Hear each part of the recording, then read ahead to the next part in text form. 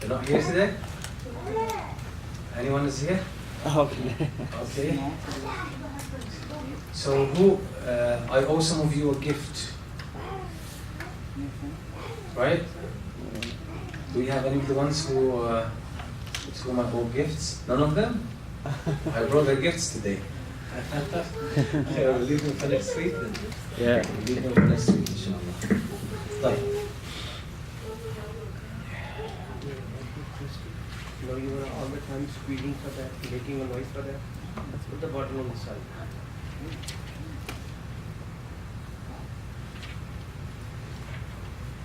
So alhamdulillah, we finished the first juz, we started with the second juz, and we covered about 2.5 pages of the first juz. And I think now this speed is picking up, and we can actually go faster now, because we sort of established a good foundation. And again, we can see the fact here is quite clear that Surah Al-Baqarah is very central to the Quran. It's very central to the Quran. And it really speaks about what the message of Islam really is. And it contains the history of humans, it contextualizes our existence. So it tells us about the history of Adam alayhi salam, it tells us the history of first his creation, then being entered to paradise, then eating from the tree, then being brought on earth. So we know how we came to be here, and why we're here, and what we are supposed to do. We know that we have the backdrop of all of this. By the way, that's extremely powerful. And the reason is, we humans always search for the story behind our existence. Like if you want to understand any phenomenon, you usually search for the history. You usually search for the history of it in order to understand it. And we humans want to contextualize our existence. We want to know why we're here. And this is why people who don't believe in Allah, people who don't believe in Islam, they don't believe in any divine revelation, usually these people, they try to find other sources to figure out the history of humanity. So they hypothesize, right? They come up with theories, trying to understand where humans came about, where existence came about. So they thought, well, there was the Homo sapiens, right? There was the first man, or the caveman in the old days, and then things changed, right? And they say, like some of the popular theories in anthropology is actually that humans originated in Africa. That's an anthropological, okay, that's not religious, we don't know exactly. But in anthropological theories, there's some of the most famous of them suggest that humans actually originated in the middle of Africa. And then from there humans spread. But there's obviously, like religiously we know, there's all hypothesizing based on some kind of excavations, some kind of remains and ruins, etc. But still, these are theories. There's no way to know for sure. We don't have access to that. So at least humans are trying to figure out. Humans are trying to understand where they came from. So Allah subhanahu wa ta'ala is actually telling us. Allah subhanahu wa ta'ala is telling us the truth. He's giving it clear to us. That's what you guys need to know. It's normal. I designed you in a way that you require to know where you came from, what's your background, and He will give it to you. And by the way, when you read the Quran this way, it's no longer just a text for you. It brings the Quran to your life. It helps you relate to life. It helps you understand life. It helps you orient yourself in this world. It helps you, know where you're heading to. Choose a direction for yourself. So it's good to read the Quran in this dynamic way. Then Allah subhanahu wa ta'ala, as we said, He gives us a shared human history, which is the history of Bani Israel and how they responded to the message. Quite a big chunk of the first juz of the Quran actually talks about this. Why? Because whatever they fell into, we are going to fall into. Because they were humans, they received revelation, divine revelation. We are humans, we received divine revelation. So most likely, many of us will just fall in the same or follow their footsteps. As the Prophet ﷺ says in one authentic hadith, he says, لَتَتَّبِعُنَّ سَنَنَ مَنْ كَانَ قَبْلَكُمْ حَذْوَ الْقُذَّةِ بِالْقُذَّةِ. You should follow the ways of the people who came before you, to the letter. To the letter, with everything. So the companions of Allah asked, those who came before us, who? They said, Al-Yahud wal-Nasara, the Jews and the Christians. The Prophet says, فَمَنْ إِذَا, who else? Who else? So we're going to do the same things. But since we already have a human experience, we are in a position to learn from that. We're in a position to learn from that and not repeat the mistakes. And once we see ourselves heading in that same direction, slipping into these mistakes, we can catch ourselves and say, that's exactly what they did, so let's not do it. So all of this is quite powerful, quite contextual, and it helps us, as I said, relate to the Quran in a very dynamic way, rather than see it as this kind of, text we just recite without any utility. And then afterwards, again, Allah subhanahu wa ta'ala concludes the story of the children of Israel by giving us another backdrop in history, which is Ibrahim, Prophet Ibrahim alayhi salam, the father of the prophets. That all the religions ascribe themselves to Ibrahim. So here is the real story of Ibrahim. That's a very powerful, by the way, all of this put together, very powerful, context for our history and our origins. You have a solid foundation to stand on in this world. So now whatever happens in the world, by the way, politically, or even if you look at what happens in the Muslim world, different parts of the Muslim world, look at Burma and how the Muslims are being treated there. Look at China and the Muslims, how they're being actually detained. And probably some of us maybe don't know, right? Muslims are being put in concentration camps. Currently now in China. They're trying to get them out of Islam in masses. So they put them in these mass jails and they force on them, something contrary to Islam. So they try to force down their throat a way of life that's not compatible with Islam. And there's a huge outrage in the world with regards to this being, against human rights and a great violation to these people's dignity. Look at what's happening everywhere around the world. Sometimes we ask, why are these things happening? What does that mean? Why is there so much injustice in the world? And sometimes it's a must. You wonder, where do you fit within all of this? So without understanding this kind of historical background, it's very hard really to make sense of what's happening in the world and put it in context where it starts to make sense. So Allah subhanahu wa ta'ala, we said in the second juz, He talks about some of the debates that started happening or taking place between the Muslims in Medina and the people of the book, mainly the Jewish tribes in Medina. So again, now Allah subhanahu wa ta'ala takes us from history, brings us to their lifetime, which was their present of the companions, radiallahu anhum, along with the Prophet sallallahu alaihi wasallam. And there were disputes, so Allah was instructing them as to how to handle these disputes. And you will find within this a lot of spiritual stuff, a lot of advice with regards to worship.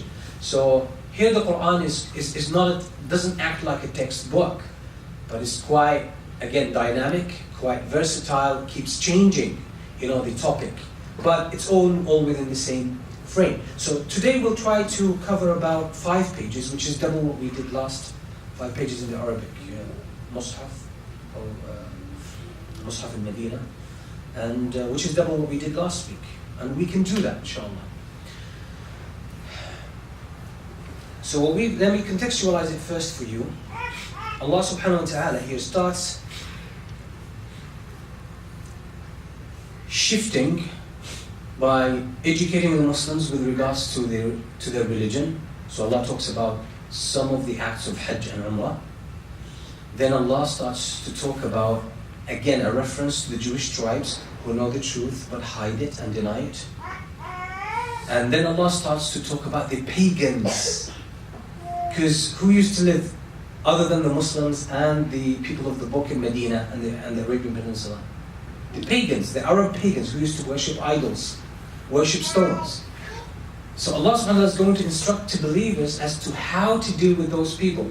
Yes, in Mecca they used to deal with them, but the Muslims were a minority, they were oppressed. But now the Muslims are a majority, they have power in Medina. Now how are you going to deal with that when the balance of power has shifted? How do you deal with that? And again, when you look at the Quran like this, is extremely dynamic text, very powerful. Okay, let's see our sisters are here. I owe some of you gifts. Put your hands up if I owe you a gift, please. Okay, I recall there was 4. Is it only 3 now? Okay, let me give you gifts. Can I ask you for a favor? Can you give me my backpack?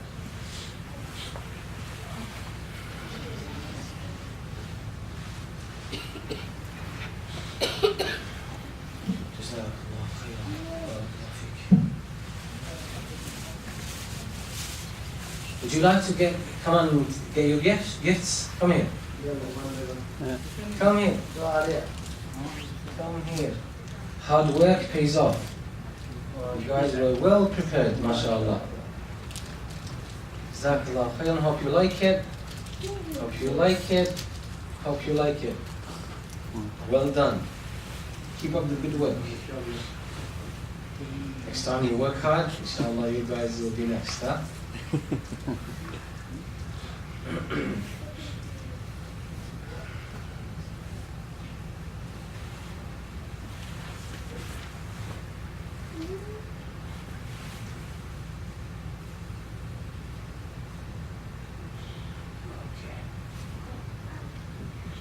Okay, so let's start with verse 158 from Surah Al-Baqarah.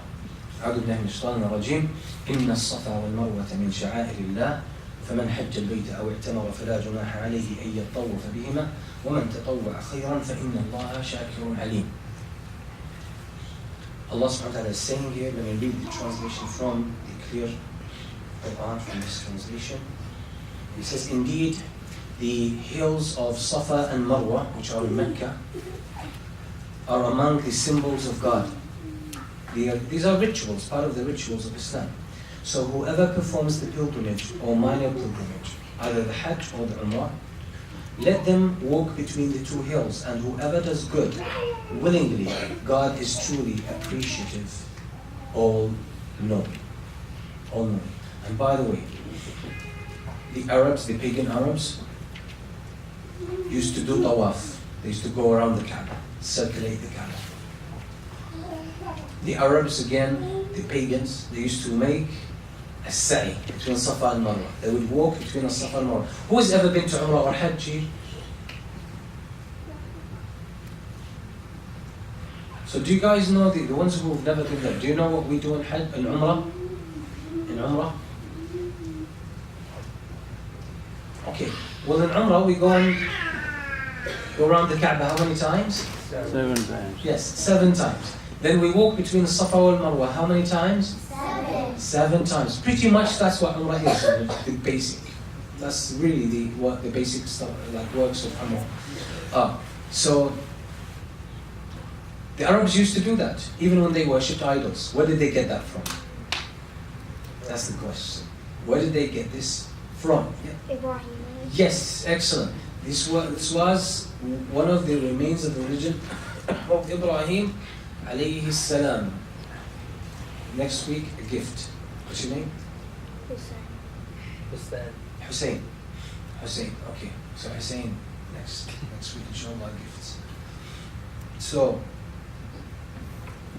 Allah subhanahu wa ta'ala is just saying here that walking between Safa and Marwa is one of the rituals that Allah approves of, even though the pagans are doing that. And that's extremely important, by the way, because sometimes, I know we Muslims, out of good intention, we want to differentiate ourselves from others, but we overdo it. We overdo it. Now, the basis or the foundation from which we act is not differentiating ourselves from others. We have a set of values. We have revelation we work according to. Because if you just start differentiating yourself from others as your foundation, the basis from which you work, what if others do good? Are you going to differentiate yourself? And actually we fall into this sometimes. If something is good, just because others are doing it, oh, I'm a Muslim, I don't do that. So sometimes we do it. Sometimes we fall into this. So that's not the foundation of what we act. We have a solid moral foundation of values Allah has given us, and it's the same as we have in our fitrah, in our natural disposition, our human nature. And you can find it in the Quran and the Sunnah. That's what we act from. That's what we act from. But to go to extremes in antagonizing others or setting ourselves apart from others, and to the point that this becomes the foundation, that's exaggeration. We would be overdoing it if this is the point. So it seems that some of the Muslims were wondering, the pagans do this, like walk between the Safa and Marwa. Are we going to do the same?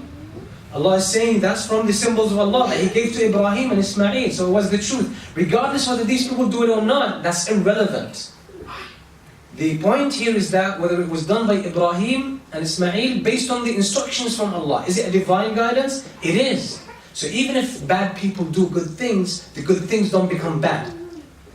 Make sense? When bad people do good things, the good things don't become bad just because of this. Things have their intrinsic value. They're good, they remain good. So we shouldn't lose that kind of direction and that kind of connection. Then now Allah moves to make a reference again to the people of the book who hide the truth. So He says, إِنَّ الَّذِينَ يَكْتُمُونَ مَا أَنزَلْنَا مِنَ الْبَيِّنَاتِ وَالْهُدَى مِنْ بَعْدِ مَا بَيَّنَّاهُ لِلنَّاسِ فِي الْكِتَابِ أولئك يلعنهم الله ويلعنهم اللاعنون إلا الذين تابوا وأصلحوا وبينوا فأولئك أتوب عليهم وأنا التواب الرحيم إن الذين كفروا وماتوا وهم كفار أولئك عليهم لعنة الله والملائكة والناس أجمعين خالدين فيها لا يخفف عنهم العذاب ولا هم ينظرون وإلهكم إله واحد لا إله إلا هو الرحمن الرحيم. Allah subhanahu wa ta'ala here is addressing the people of the book who hide the truth. So Allah is saying about them, all believers, okay. Allah is saying those who hide the clear proofs and guidance that we have revealed after we made it clear for humanity in the book will be condemned by God and all those who condemn. As for those who repent, mend their ways and let the truth be known, they are the ones to whom I will turn in forgiveness. For I am the acceptor of repentance and the most merciful. Surely those who disbelieve and die as disbelievers are condemned by God and angels, or by Allah and angels, and all of humanity. They will be in hell forever. Their punishment will not be lightened, nor will they be delayed from it. Your God is only one God. There is no God worthy of worship except Him.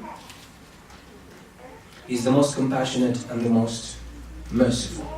So again, this is some sort of foundational discourse, foundational points that Allah is making here. Anyone who has received the truth and they hide it, why would someone hide the truth? Why would someone hide the truth? Regardless, Jews, Christians, Muslims, any secularist, atheist, Buddhist, Hindu, we all do that as humans. Why would someone hide the truth? Expecting personal gain, right? Sometimes you don't want to lose face, so you don't admit. Sometimes you don't want to change your ways, so you deny something that you know is true. Again, and maybe you're caught doing something wrong, or you are actually proven wrong, but you don't want to admit it, so you have a big ego. So you start twisting and changing. Allah subhanahu wa ta'ala is saying those who hide the truth after we made it clear to people, and they're not showing it to people, those people will receive the curse of Allah. Allah will curse them. What does curse mean? Al-la'na. That's actually a very important thing to know. What is al-la'na? Curse. Allah's curse. And we're talking about the Arabic language. Don't put that on social media.